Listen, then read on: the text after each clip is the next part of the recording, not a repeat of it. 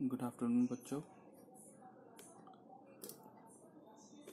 जैसा कि आपको याद होगा, लास्ट क्लास हमारा हुआ था, हमने कंसोलिडेटेड बैलेंस शीट को स्टार्ट किया था और हम कंसोलिडेटेड बैलेंस शीट के टॉपिक पर चल रहे थे। और मेरे ख्याल से आपको याद होगा कि हम लोगों ने कहाँ तक किया था। हम लोगों ने कंसोलिडेटेड को समझ लिया था। हम लोगों ने यह समझा था क्या कि होल्डिंग कंपनी क्या होती है और होल्डिंग कंपनी को डिस्कस कहाँ किया गया था, इसके बारे में हमने जाना था। हमने यह देखा था कि अगर होल्डिंग कंपनी की बात की जाए तो इसको section 2 subsection 46 of company act 2013 में इसको डिस्कस किया गया था। और बात करते थे सब्सिडरी कंपनी की, तो सब्सिडरी कंपनी को भी डिस्कस कंपनी एक्ट में किया गया था सेक्शन 2 सबसेक्शन 87, माफ कीजिएगा, section 2 subsection 87 of company act 2013 में इसको भी डिस्कस किया जा चुका था। और हमने यह भी जाना था कि होल्डिंग कंपनी और सब्सिडरी कंपनी होता क्या है। एक बार आपको अगर मैं रिकॉल करवा दूं तो होल्डिंग कंपनी का वो कंपनी होता था, यानी होल्डिंग कंपनी का मतलब वो कंपनी जो कि क्या कर रही थी, होल्ड कर रही थी किसको, राइट्स को होल्ड कर रही थी। किस पर? अपने सब्सिडरी कंपनी पे किसी राइट्स को होल्ड कर रही थी। यानी कहने का मतलब क्या कि होल्डिंग कंपनी वैसी कंपनी होती थी जो कि क्या करती थी, सब्सिडरी कंपनी के 50% से ज़्यादा के शेयर को क्या करती थी, एक्वायर कर रही होती थी। और दूसरा क्या कि इसके बोर्ड ऑफ डायरेक्टर को भी क्या कर रही होती थी, कंट्रोल कर रही थी। तो जब ऐसा कंडीशन आता था तो वो होल्डिंग कंपनी कहलाता था। और सब्सिडरी कंपनी यानी जिस कंपनी को होल्डिंग कंपनी होल्ड कर रही होती थी उसे हम क्या कहते थे, सब्सिडरी कंपनी कहते थे। यहाँ तक तो आप सभी का क्लियर था। उसके बाद आप लोग को मैंने यह बताया था कि कंसोलिडेटेड कहने का मतलब क्या था यहाँ पर। तो कंसोलिडेटेड कहने का मतलब था क्या, कंसोलिडेटेड बैलेंस शीट या फिर कंसोलिडेटेड फाइनेंशियल स्टेटमेंट कहने का मतलब ये था कि प्रिपेयर करना हमें क्या है यहाँ पर, profit and loss account on a consolidated basis. दूसरा हमें यहाँ पर प्रिपेयर करना था क्या, balance sheet on a consolidated basis. और तीसरा हमें जो प्रिपेयर करना था वो क्या था, कैश फ्लो स्टेटमेंट। और ये किसके द्वारा प्रिपेयर किया जाएगा, ये तीनों जो प्रिपेयर किया जाएगा वो किसके किसके द्वारा प्रिपेयर किया जाएगा, होल्डिंग कंपनी के द्वारा एज वेल एज किसके द्वारा, सब्सिडरी कंपनी के द्वारा। और ये किस बेसिस पर होगा, ये होगा किस बेसिस पर, कंबाइंड बेसिस पर। यानी जब कंबाइंड बेसिस पर होल्डिंग कंपनी और सब्सिडरी कंपनी अपने अकाउंट्स को प्रिपेयर कर रही होती है तो वो अकाउंट क्या कहलाता है, कंसोलिडेटेड बैलेंस शीट। और आपको पता होगा ये जो प्रिपेयर किया जाता है at the end of the accounting year prepare किया जाता है, तो consolidated balance sheet of holding and subsidiary company ये था। प्रीवियस क्लासेस में हमारा यहाँ तक हो चुका था। साथ ही साथ हमने प्रीवियस क्लासेस में इसके कुछ स्टेप्स भी डिस्कस किए थे। यानी कि जब हम क्वेश्चंस को सॉल्व करेंगे तो हम उसमें अपने क्वेश्चंस को सॉल्व करने में क्या क्या तरीका अपनाएंगे और किस पैटर्न पे हमारा क्वेश्चन सॉल्व होगा उसके रिगार्डिंग भी हमने देखा था। तो आइए मूव करते हैं, आज उसी कॉन्सेप्ट पे थोड़ा सा आगे चलते हैं। लास्ट क्लास में हम लोगों ने स्टेप 1 के बारे में डिस्कस किया था। तो स्टेप 1 में हमने देखा था क्या कि कैलकुलेशन ऑफ परसेंटेज ऑफ इक्वाइजेशन। यानी जब भी हम अपने क्वेश्चंस को सॉल्व करने जाएंगे तो वहां पर जब भी हम सबसे पहला काम करेंगे तो हम यह देखेंगे क्या कि होल्डिंग कंपनी ने कितने परसेंट का शेयर एक्वायर किया है सब्सिडरी कंपनी का। क्वेश्चंस को सॉल्व करने के लिए सबसे पहले स्टेप में आपको ये जानना बहुत ही ज़रूरी है कि होल्डिंग कंपनी ने कितने का परसेंट का शेयर को एक्वायर किया है। जब तक आप यह नहीं जान पाओगे तब तक आप क्वेश्चंस को सॉल्व करने में क्या होगे, यूज टू नहीं हो पाओगे। और आपको यह नहीं पता चल पाएगा कि क्वेश्चंस में माइनॉरिटी इंटरेस्ट कितना और होल्डिंग कंपनी का शेयर्स कितना है। तो इसको जानने के लिए सबसे पहले हम क्या करते हैं, calculation of percentage of acquisition. अगर calculation of percentage of acquisition की बात करें तो यहाँ पर हम एक फॉर्मूला यूज करते हैं जिसको कहा जाता है क्या, number of share taken by holding company. यानी कितना number of share holding company ने टेकन कर लिया है किसका, सब्सिडरी कंपनी का, divided by total number of share of subsidiary company. और कितना टोटल नंबर ऑफ शेयर था सब्सिडरी कंपनी का इनटू 100। फॉर एग्जांपल के तौर पर अगर इसको समझो तो ऐसे समझो कि होल्डिंग कंपनी का, मान लो होल्डिंग कंपनी ने क्या किया है, 1200 शेयर एक्वायर किया है किसका, सब्सिडरी कंपनी का। और total number of share of subsidiary company कितना है, 2000 है।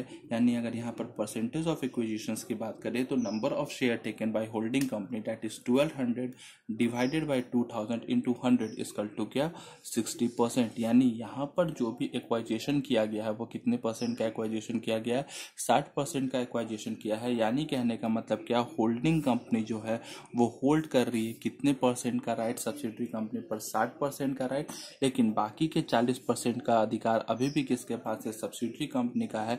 और यही अधिकार यहाँ पर क्या कहलाता है, माइनॉरिटी इंटरेस्ट। ये चीज आपको लास्ट क्लास में क्लियर करवा दी जा चुकी थी। अगर बात करें स्टेप 2 की, तो हम लोगों ने स्टेप 2 में उस दिन क्या सीखा था, हम लोगों ने स्टेप 2 में सीखा था calculation of pre and post incorporation. यानी प्री एंड पोस्ट इनकॉर्पोरेशन भी यहाँ पर सीखना जरूरी है। समझो प्री एंड पोस्ट इनकॉर्पोरेशन होता क्या, आपको बताया भी गया था, एक बार फिर से मैं रिकॉल करवा दे रहा हूँ आप लोगों के लिए। देखो प्री एंड पोस्ट इनकॉर्पोरेशन क्या था, इसको एग्जाम्पल के तौर पर समझते हैं। एग्जाम्पल समझो, क्या है, एक कंपनी है, वो क्या कर रही है, अपनी बिजनेस ऑपरेशन को परफॉर्म करती है, और वो जो ईयर फॉलो करती है वो फॉलो करती है 1 अप्रैल 2014 से लेकर 31/3/2015। ये इसका फाइनेंशियल ईयर है। होता क्या है कि एक 20 लिमिटेड नाम की कंपनी आती है और क्या करती है, 1 जनवरी 2015 के दिन क्या करती है, इस ए लिमिटेड कंपनी के 60% शेयर को क्या करती है, एक्वायर कर लेती है। जैसे ही ये इसके 60% शेयर को एक्वायर करती है, उस दिन से बी लिमिटेड क्या बन जाती है, इसकी होल्डिंग कंपनी बन जाती है। यानी यहाँ पर अधिकार अब किसका हो गया होगा, इस कंपनी का हो चुका होगा, यानी बी लिमिटेड का हो चुका होगा। अब हमें यहाँ पर देखना होगा कि जब बी लिमिटेड ने अधिकार कर लिया है, तो अधिकार होने से पहले क्या इनकॉर्पोरेशन का पीरियड था, और अधिकार होने के बाद क्या इनकॉर्पोरेशन का पीरियड है। अगर बात करें तो कंपनी चालू कब से हुई थी, 1/4/2014 से। ये ए लिमिटेड कंपनी के हाथों में कब तक रही, 31/12/2014 तक। यानी कितने मंथ, अप्रैल मई जून जुलाई अगस्त सितंबर अक्टूबर नवंबर दिसंबर, यानी 9 मंथ ये किसके हाथ में रही, ए लिमिटेड के हाथ में रही। लेकिन 1/1/2015 से लेकर 31/3/15 तक, यानी 3 महीने के लिए ये किसके हाथों में चली गई है, अब इस बी लिमिटेड के हाथों में चली गई है, क्योंकि बी लिमिटेड ने इस डेट को क्या किया, शेयर एक्वायर कर लिया है, कितना, 60% से ज़्यादा का।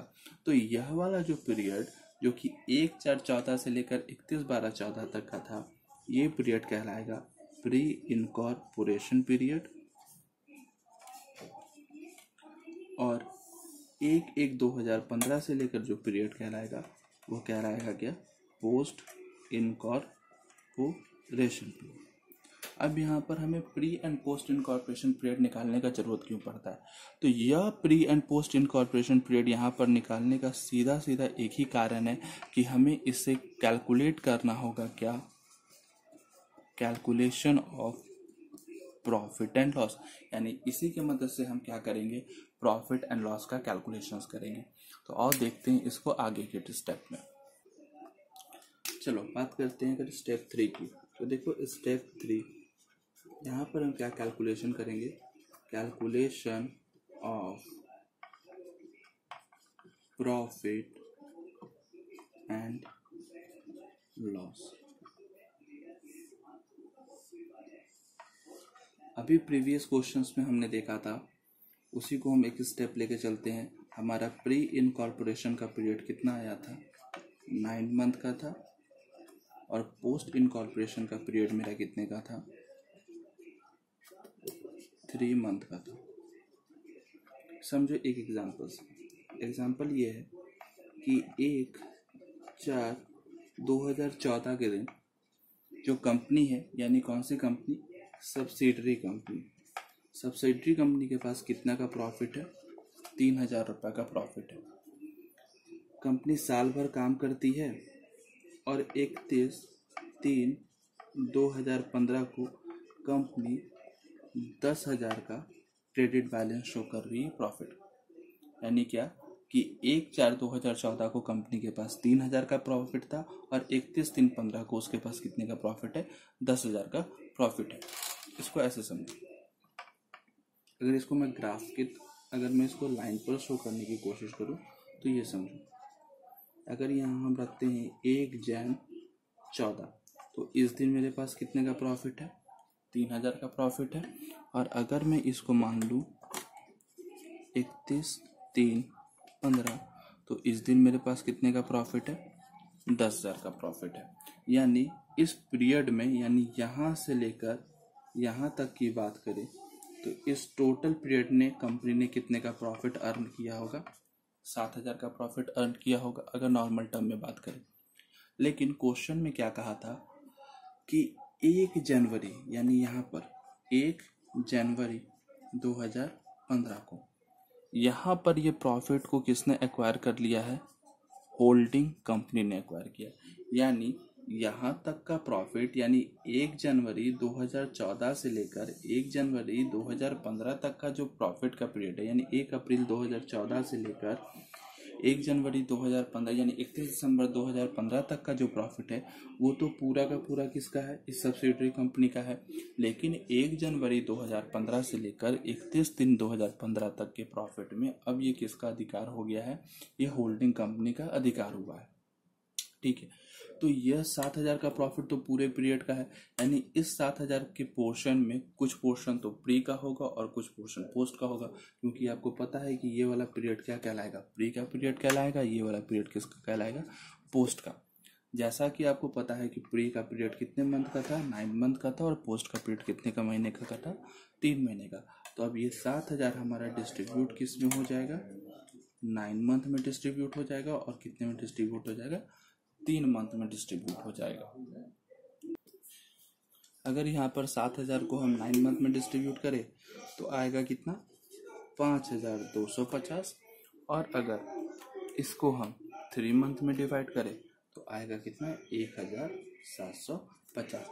अगर आपसे क्वेश्चन में पूछा जाए कि बताओ अब प्री इनकॉर्पोरेशन प्रॉफिट कितना था, तो हमारा प्री इनकॉर्पोरेशन प्रॉफिट कितना हो गया, पहले का 3,000 और इस बार का 5,250। यानी मेरा अभी प्री इनकॉर्पोरेशन का प्रॉफिट है कितना, 8,250। यानी गठन होने से पहले, यानी इनकॉर्पोरेट होने से पहले, होल्डिंग कंपनी के पास जाने से पहले मेरी कंपनी ने 8,250 का प्रॉफिट करवाया। लेकिन जब कंपनी होल्डिंग वाले पोर्शन में चली गई तो उसमें उसने कितने का प्रॉफिट कमाया, 1,750 रुपए का। अब यह पॉइंट आपके क्वेश्चंस को सॉल्व करने में आपकी बहुत मदद करेगा, इसलिए इस बात को ध्यान से समझ लिया आपने। चलो अब बात करते हैं हम स्टेप 4 की तरफ। Step 4, calculation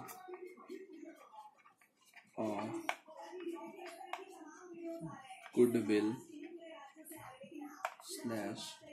capital reserve.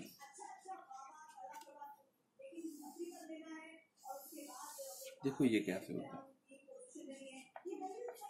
Share invested bye holding company less share actually taken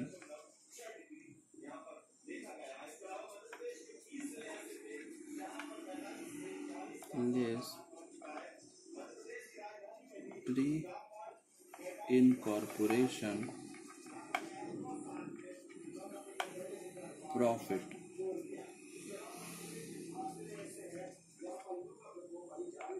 less pre-incorporation reserve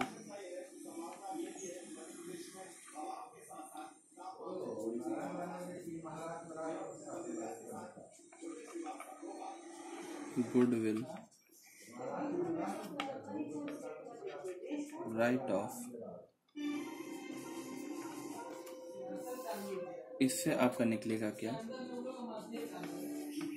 goodwill या फिर कैपिटल रिजर्व।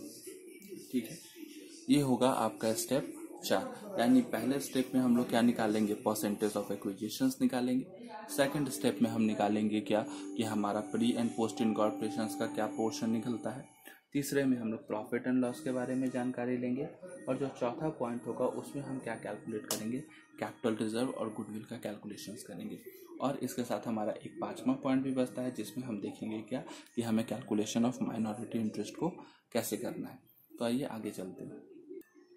आइए हम लोग इसको क्वेश्चंस के बेसिस पर समझने की कोशिश करते हैं, यानी हम क्वेश्चन से इसको बनाने की कोशिश करते हैं। देखो क्वेश्चन क्या कहता है कि H limited has acquired share in H limited on 31 मार्च 2014।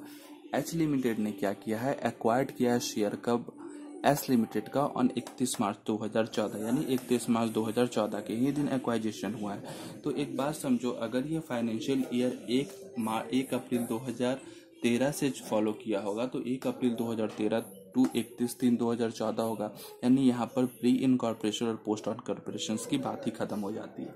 आगे चलते हैं। The balance sheet on this date were as follow. Balance sheet क्या पोजीशन को शो कर रहा है, बैलेंस शीट का पोजीशन ये शो हो रहा है इस दिन, कह रहा है कि इक्विटी शेयर्स कैपिटल, यानी शेयर्स कैपिटल की बात करें तो एच लिमिटेड में 10 रुपए के अनुसार है, तो एच लिमिटेड में 1,20,000 का और एस लिमिटेड में कितने का है, 60,000 का। यानी 60,000 शेयर्स कहने का मतलब 60,000 रुपीज अमाउंट के शेयर कहने का मतलब क्या कि हमारे पास नंबर ऑफ शेयर्स कितना है, 6,000 नंबर ऑफ शेयर है। रिजर्व की बात करें तो रिजर्व कह रहा है 15,000 का, 30,000 और 15,000 का है। और स्टेटमेंट ऑफ पीएल में प्रॉफिट कितने कह रहा है, 20,000 का है और 15,000 का है। साथ ही साथ ट्रेड पेबल कितने का कह रहा है, 1,05,000 का और 30,000 का। असेट्स की बात करें तो सन्ड्री असेट्स कह रहा है 2 लाख का और 1,20,000 रुपए का। Investment in 6,000 share of S limited. अब यहाँ पर होल्डिंग कंपनी ने क्या किया है, जो भी एस लिमिटेड का शेयर था, यानी जितना भी उसके पास नंबर ऑफ शेयर्स था, यानी टोटल नंबर ऑफ शेयर्स कितना था, 6,000, उस 6,000 के शेयर्स को उसने ले लिया है और उसको इन्वेस्ट कर दिया है कितने के अमाउंट में, 75,000 रुपए के अमाउंट में। कहता है क्या कि प्रिपेयर कीजिए कंसोलिडेटेड बैलेंस शीट। आइए इसको सॉल्व करने की कोशिश करते हैं।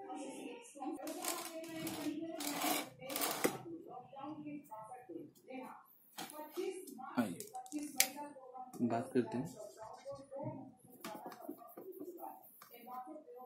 इलस्ट्रेशन नंबर 2 की। हमें यहाँ बनाना है क्या, कंसोलिडेटेड बैलेंस शीट। सबसे पहले हमने सीखा था क्या, सबसे हम लोग पहले क्या करेंगे, calculation of percentage of acquisition. अगर परसेंटेज ऑफ एक्विजिशंस की बात की जाए तो कहा था share taken by holding company, तो यहाँ शेयर कितना टेकन किया गया होल्डिंग कंपनी के द्वारा, 6,000। Total share of subsidiary company, total share of subsidiary company कितना है, 6,000 इंटू 100, यानी यहाँ पर जो परसेंटेज ऑफ एक्वाइजेशन हुआ है वो कितने परसेंट का एक्वाइजेशन हुआ है, 100% का। यहाँ तक कोई दिक्कत नहीं। दूसरा, calculation of pre and post incorporation date of acquisition 31/3/2014, जिसके कारण कोई कोई पोस्ट इनकॉर्पोरेशन होगा ही नहीं, जो भी ये सारा का सारा प्री इनकॉर्पोरेशन होंगे। यानी profit only related to pre incorporation, ठीक है। जब प्रॉफिट इनकॉर्पोरेशन से रिलेटेड है, यानी रिजर्व ऑल्सो रिलेटेड टू किससे, प्री इनकॉर्पोरेशन। पोस्ट इनकॉर्पोरेशन की बात कब आती, मान लो ये कहता है कि इसने जो एक्विजिशन किया है 31/12/2013 के दिन किया है, तब क्या होता, 3 महीने का पोस्ट इनकॉर्पोरेशन निकाला जाता। लेकिन यहाँ पर सारा ही इनकॉर्पोरेशन इसने 31/3/14 को किया, यानी टेकन ही किया 31/3/14 को, तो पोस्ट की तो कुछ बात ही नहीं आती। जो भी होगा यहाँ पर आपका क्या होगा, प्री इनकॉर्पोरेशन ही होगा। आई होप यहाँ तक आपको क्लियर होगा। आगे चलते हैं। जब यहाँ तक आपको क्लियर है तो अब हम लोग यहाँ पर क्या करेंगे, कैलकुलेशंस करेंगे किसका, कैपिटल रिजर्व और गुडविल का। Calculation of capital reserve slash goodwill. सबसे पहले share invested bye holding company, हमने देखा था कितने में इन्वेस्ट किया, 75,000 रुपये में, less share taken by shares taken of subsidiary company, कितना का शेयर 100% एक्वाइजेशन हुआ था, जिसके कारण पूरा का पूरा कितना 60,000, लेस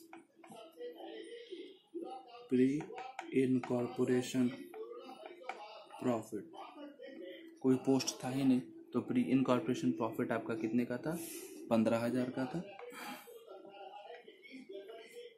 लेस प्री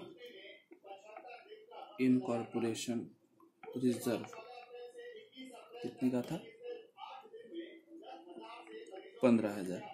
यानी अब जो हमारा निकलेगा वो गुडविल होगा या फिर कैपिटल रिजर्व होगा। समझो देखो क्या हुआ, कितना का सामान ले लिया, 60, 10, 70, 10, 80, 10, 90,000 का सामान लिया और उसको इन्वेस्ट कितना में किया, 75,000 में इन्वेस्ट किया, यानी कहो तो 15,000 रुपये से कम से इन्वेस्टमेंट किया, यानी 15,000 रुपये हमारा क्या हो गया यहाँ पर, कैपिटल रिजर्व। यहाँ तक किसी को कोई दिक्कत? कोई दिक्कत नहीं। बात करते हैं माइनॉरिटी इंटरेस्ट की। Calculation of minority interest, since 100% acquisition has done, no question regard minority interest arise। यहाँ तक तो किसी को कोई दिक्कत नहीं होगा। चलो अब यहाँ से बनेगा हमारा क्या, कॉन्सोलिडेटेड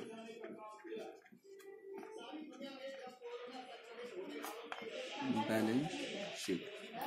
कॉन्सोलिडेटेड बैलेंस शीट बनाने से पहले हम बना लेते हैं क्या, नोट्स टू अकाउंट। सबसे पहले शेयर कैपिटल,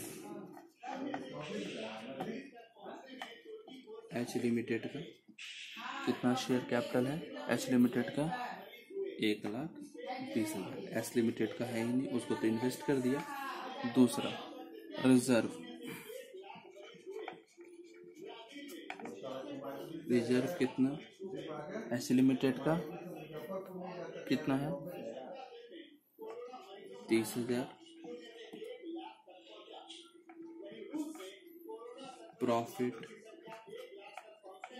एस लिमिटेड का कितना, 15,000, और अभी हमने एक तीसरा क्या निकाला था, चौथा निकाला हमने कैपिटल रिजर्व, और वो कैपिटल रिजर्व कितना का हो गया आपका, फिर 15,000 का।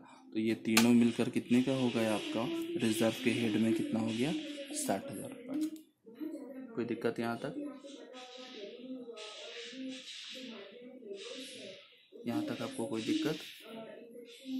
सॉरी ये 20,000 है आपका, ये आपको कितना था, 20,000 का था, तो 30, 20, 50, 10, 60, 5, 65, यानी आपका ये टोटल कितने का हो गया, 65,000 का। तीसरा अगर बात करें तो ये आपका दूसरा हेड था।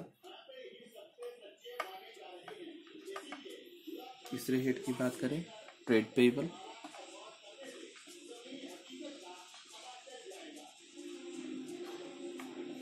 दो था होल्डिंग और सब्सिडरी का। तो होल्डिंग की बात की जाए तो कितना है, 1,05,000 का, और सब्सिडरी का कितना है, 30,000 का। यानी आपके पास ट्रेड पेएबल कितने का हो गया, 1,35,000 रुपये का। बात करें अगर असेट्स की तो हमारे पास था क्या, चौथा नंबर सन्ड्री असेट्स, होल्डिंग और सब्सिडरी।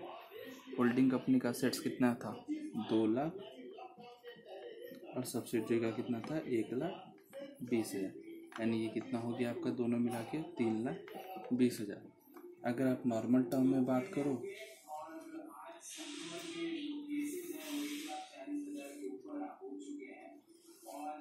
तो सबसे पहले बात करें अगर शेयर कैपिटल की, तो शेयर कैपिटल आपका कितना बचा था नोट्स टू अकाउंट नंबर 1 में 1,20,000 का। दूसरा आया था आपका रिजर्व एंड सरप्लस, ये आया था आपका कितना नोट्स टू अकाउंट नंबर 2 के अनुसार 65,000 का। तीसरा आपका आया था ट्रेड पेएबल, ये नोट्स टू अकाउंट नंबर 3 से आया था और ये कितना आया था 1,35,000 का आया था। यानी अगर टोटल बात की जाए तो कितना हो जाता है 1,35,000 प्लस 65,000 प्लस 1,20,000, यानी आपका कितना होता है टोटल 3,20,000। उसी तरीके से असेट्स की बात करें, असेट्स आपका आया था नोट्स नंबर 4 के अनुसार कितना 3,20,000। ये जो प्रिपेयर हुआ दिस इज कंसिडर्ड एज क्या कंसोलिडेटेड बैलेंस शीट। अगर आप इतना कर लेते हो तो आपके एग्जामिनेशन में 20 मार्क्स का क्वेश्चंस को कंटेन करता है और आपको इसमें पूरे के पूरे मार्क्स मिलने के चांसेस होते हैं। आई होप आपको आज का क्लास अच्छा लगा होगा। Thank you for the class guys.